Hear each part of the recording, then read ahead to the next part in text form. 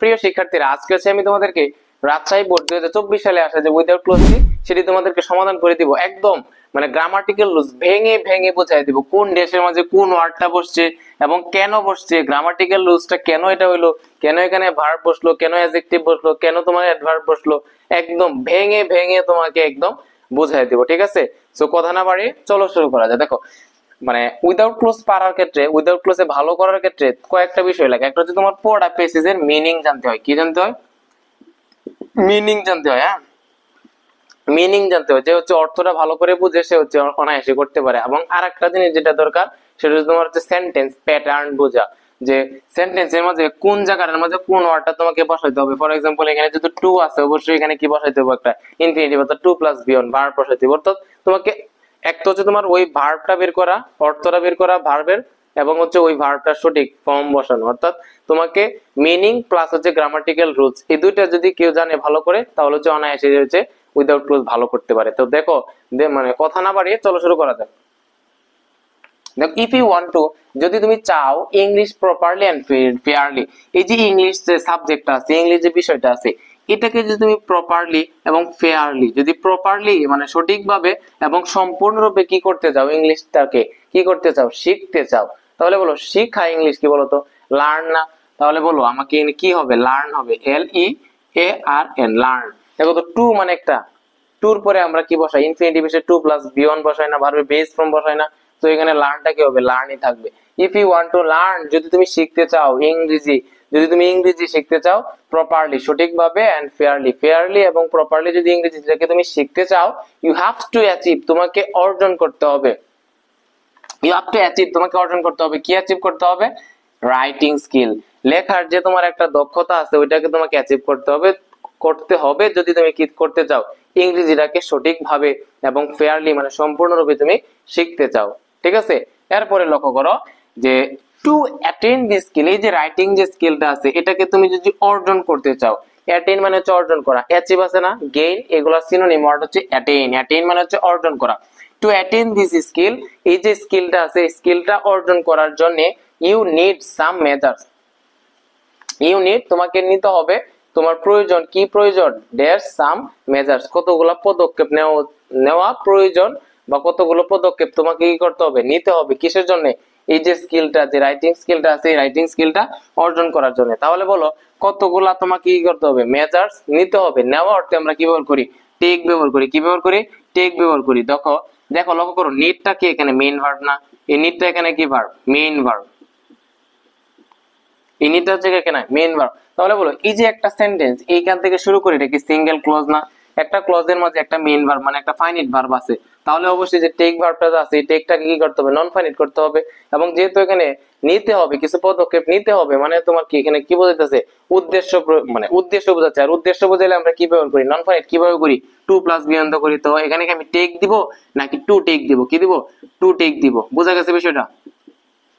যে you need to take some measures, তোমাকে কতগুলা পদক্ষেপ নিতে হবে। যেহেতু নিড ভার্বটা এখানে মেইন ভার্ব হিসেবে কাজ করতেছে, অবশ্যই টেকটাকে কি করতে হবে? নন ফাইনিট করতে হবে। এবং যেহেতু উদ্দেশ্য বোঝাইতেছে এই জন্য আমি টু টেক দিছি, ইনফিনিটিভ ইউজ করছি। এরপরে দেখো এট ফার্স্ট, প্রথমে you should dash your vocabulary, তুমি যদি ইংরেজিটাকে ভালো করে শিখতে চাও, তোমাকে অনেকগুলা, তুমি যদি ইংরেজির দক্ষতাটা মানে বাড়াতে চাও আর কি, তোমাকে অনেকগুলা মেজার্স নিতে হবে, অনেকগুলা পদক্ষেপ নিতে হবে। প্রথমত যে কাজটা তোমাকে করতে হবে, you should dash your vocabulary, তোমার যে ভোকাবুলারি, যে শব্দ ভান্ডার যে আছে তোমার ব্রেনের মাঝে, অনেক শব্দ তোমার মুখস্থ আছে না, এই শব্দ ভান্ডারকে আরো কি করতে হবে? আরো বিকশিত করতে হবে, আরো সমৃদ্ধ করতে হবে। ইউ শুড, তোমার কি করা উচিত? ড্যাশ ইউর ভোকাবুলারি, তোমার শব্দ ভান্ডারকে কি করা উচিত? সমৃদ্ধ করা উচিত। সমৃদ্ধ করা ইংলিশটা কি? এনরিচ। কি? এনরিচ।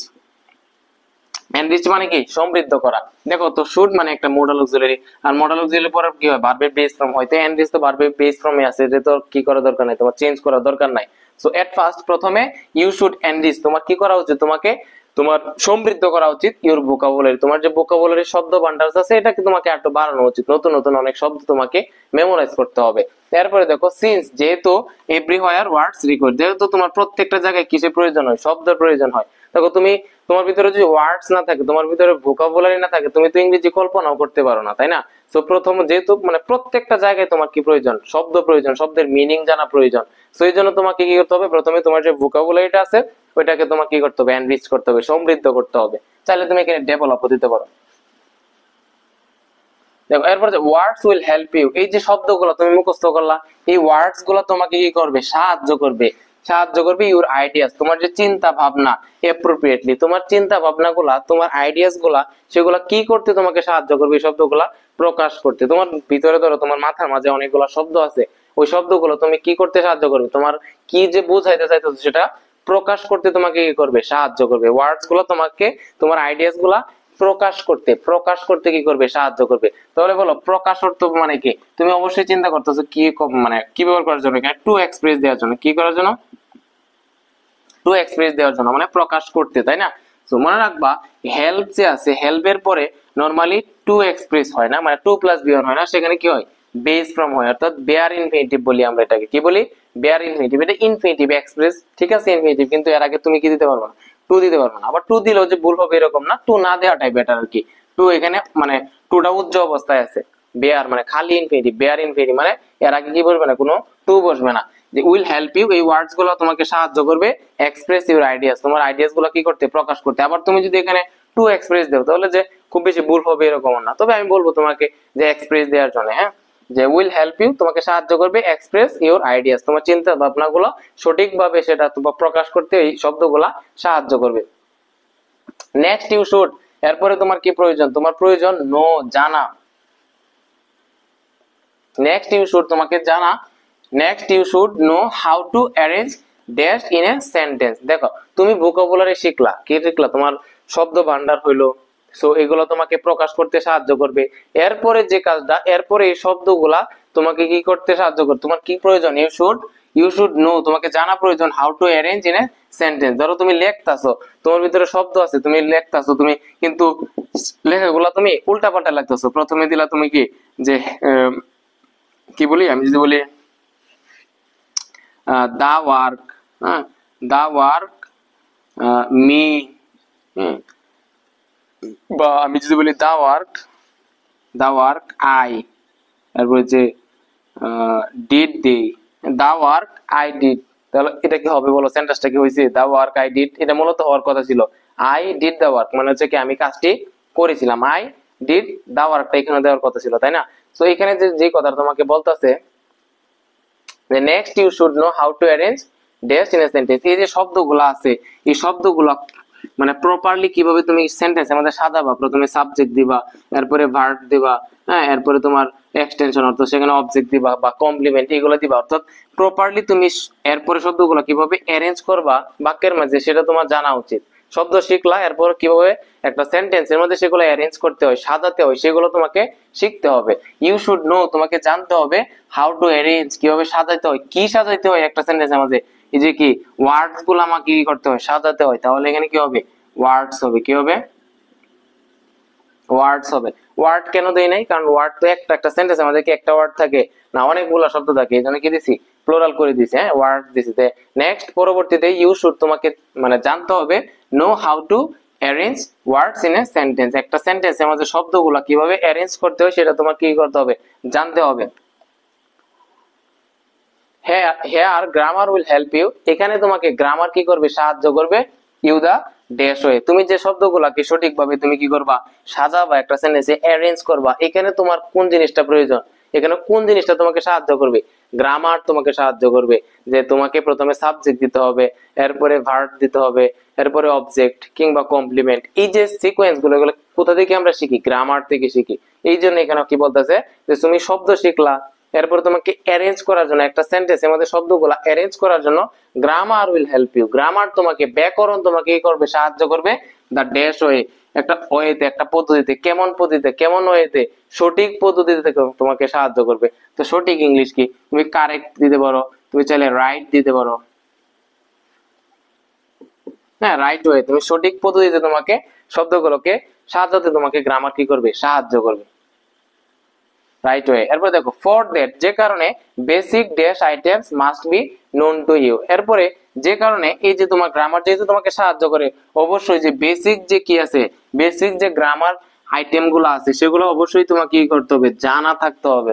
গ্রামার যেহেতু তোমাকে সেন্টেন্সে শব্দগুলো অ্যারেঞ্জ করতে মানে সাহায্য করে, অবশ্যই তোমাকে কি করতে হবে, গ্রামাটিক্যাল যে তোমার আইটেম গুলো আছে, যে parts of speech, noun, sorry parts of স্পিচের যেগুলো আছে সবগুলা, তারপর হচ্ছে প্রিপজিশন, হ্যাঁ, তারপর হচ্ছে তোমার কি সেন্টেন্স কিভাবে মেক করতে হয়, ক্লজ, ফ্রেজ, হ্যাঁ, তারপর হচ্ছে টেন্স, এই যত পার্সন আছে, জেন্ডার আছে, এই সবগুলো গ্রামাটিক্যাল আইটেমস তোমাকে কি করতে হবে, আইটেমস গুলো তোমাকে জানতে হবে। তো এখানে কি হবে বলতো, ফর দ্য, যে কারণে বেসিক কি আইটেম, কোন আইটেম গুলো তোমাকে জানতে হবে, বেসিক গ্রামাটিক্যাল আইটেম, গ্রামাটিক্যাল, হ্যাঁ,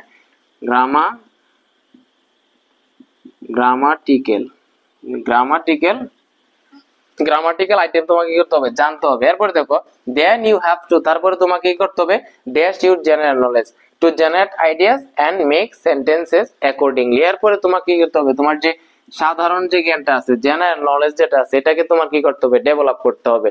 তুমি গ্রামার শিখলা, তুমি ভোকাবুলারি শিখলা, কিভাবে অ্যারেঞ্জ করতে এটা শিখলা।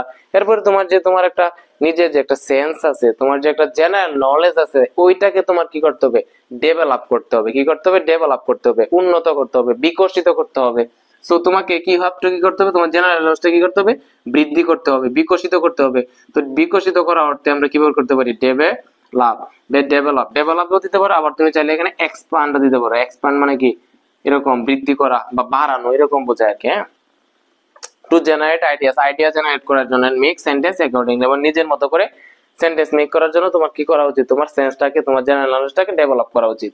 এরপর দেখো বি ক্রিয়েটিভ, সৃষ্টিশীল হও, এন্ড ট্রাই টু, চেষ্টা করো, dash sentences of your on, তুমি নিজের মতো করে সেন্টেন্স কি করতে চেষ্টা করো, তৈরি করতে চেষ্টা করো। তোমার গ্রামার শিখছো, তুমি ভোকাবুলারি তোমার আছে, সো তোমার সেন্সও ডেভেলপ হয়েছে। এরপরে তুমি কি করো, নিজের মতো করে সেন্টেন্স তৈরি করতে তুমি কি করো, চেষ্টা করো।